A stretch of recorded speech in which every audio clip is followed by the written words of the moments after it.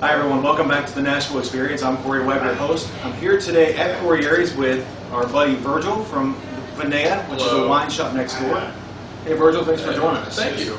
Pleasure to be here. So you came by today. We're here with some wine and cheese. Yeah.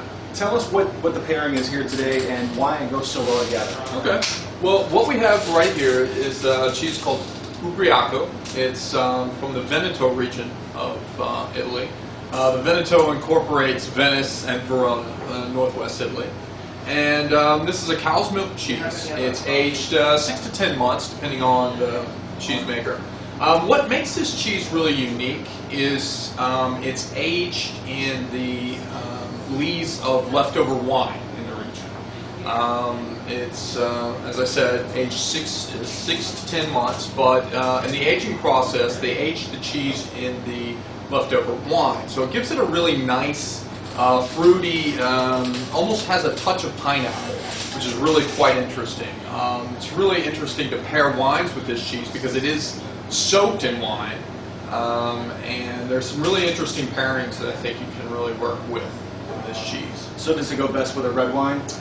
Well, most people would probably pair it with a red wine, but I feel that in certain situations, I think a good Prosecco, which is one of the indigenous wines of the region, would pair really well. This one is the Mastro Prosecco. It's 100% Prosecco. It's fermented in tank and then aged a little bit in barrel. Really light, fresh. Has a touch of citrus and fresh fruit to it that I think works well with the pineapple and citrus notes in the cheese. This one we have is the Vinea Rosso. It's a blend of 3 different grapes. It's a blend of Cabernet, Merlot, and Fosco, which is an indigenous grape variety that's pretty rare outside of Friuli and the Veneto. So a couple interesting things you can do with this.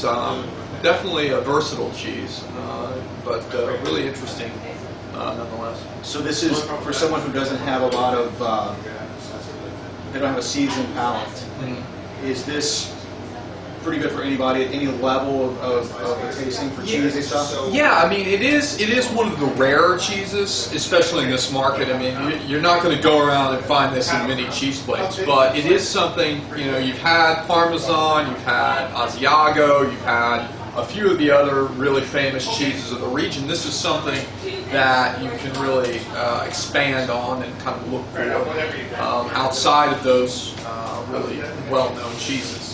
It means drunken in Italian, so it's something that's kind of interesting. Goes really well with the wine as well. And I have to tell you, you probably can't see it as well as we can, obviously, but this is a really beautiful skin here. It's got a nice, being, you know, soaked in a red wine.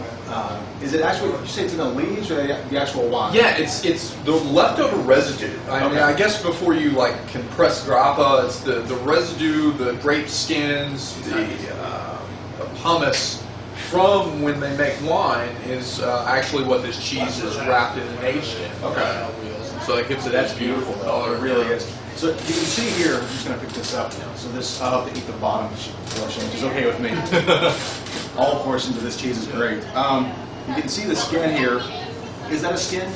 Yeah, I mean it's part of the aging process. When they age it, it kind of creates that little outside crust there. Okay. You can see it goes a little bit. You've got the skin here, and it goes just a little bit into the cheese. And the farther in you get, the more of a whitish. Yeah, it's kind of a crumbly, not unlike Parmesan. Yeah, but you can see the air bubbles and everything in here. So it's a very dry, but not like too dry cheese. Yeah, it's not like a brie or anything like that. It's more along the hard cheese, the Italian hard cheese. All right, I've got to try it. So. Yeah, I think look for a really pronounced pineapple note. You know, that kind of citrus there. Floral. It's really a nice cheese.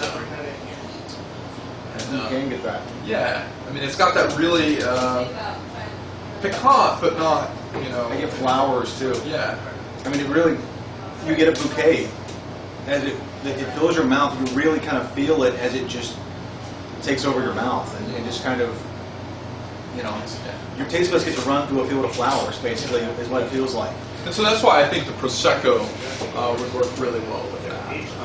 You know, soft bubbles. Who doesn't love bubbles? I love bubbles. Okay, give me a ballpark price range on what we're looking at, just for what we have here on the table. The cheese goes for $27.99 a pound. So it's not your everyday cheese. I mean, it's definitely a special order cheese. The Prosecco runs, Master Prosecco runs $15.99, and the Zamoroso is $19.99. So, you know, pretty reasonable. Yeah, so you're not going to break the bank with the wines, and then you can splurge every once in a while with a cheese like this. Yeah. Can you get as much out of it if somebody came in and said, "Hey, Virgil, I want to talk to you. I bought this cheese next door, but I want to spend $10." Can you still find something that's going to be comparable? And I think one of the great things is this is a blend. So if you wanted to, you know, get a California blend of much the same types, Cab Merlot, I think Barbera would be a good substitute in there as well, without trading down a little bit. I think those would be really, really acceptable substitutes. I think one of the great things that you guys do here, and I've enjoyed the perks of this for a long time, is you can come in here, talk to them about food, what you're going to have for dinner, or what you're thinking about. They can recommend certain things to go with dinner. They can get cheeses to go with your wine. They can get wine to go with your cheeses, things like that. So, you know, this is the kind of place you can't get at a grocery store, but you can get when you come to a local shop where they specialize in certain things. They can talk to you and really help you get an understanding of what you're going to be eating and what you're going to be trying. And I think that's really cool that you guys do that. Yeah, I mean, one of the things that I really love about my job is helping people out. You know, hey, I want this cut of meat, and what wine goes with that? I think that's really, for what I do, the most enjoyable part. It's not dealing with salespeople. It's not dealing with paperwork. It's, hey, what works best with this cut of steak? You know, and this is the sauces that I want to do, and these are the things. That's what really makes my job enjoyable and what I really love. Is there, without getting too far from this, is there something people can do if they say, I want to get my taste buds experienced a little bit more with cheese and wine? Is there a simple thing that they can do to start acknowledging and tasting things?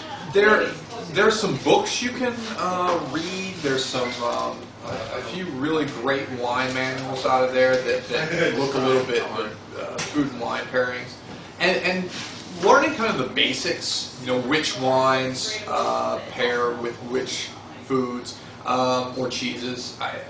My general rule of thumb is what grows together goes together. So you want to kind of find wines and cheeses that are indigenous to each other. So, you know, this is from the Veneto, so look for wines that are Veneto wines. Amarone would be another great choice here because it's from the Veneto. Past that, really just start experimenting. You know, go out and, you know, find some cheeses that you like, come down to Corrieri's and get some samples. And then, you know, bring them over and say, hey, these are some wines that I like. And just go. And I think if you do that, come down here, tell them you're trying to learn cheeses that you want to expand your taste buds. So when you do that, let them know, get something this size. I mean, just tell them, say, hey, listen, I'm learning. So, you know, I want to get just a little bit to pair with something at the house. And, you know, you don't need to buy a pound or half a wheel of cheese here to experiment and learn more as you do this. All right. Thank you guys for joining us. Virgil, thanks for expanding our minds and our palates. Thank you.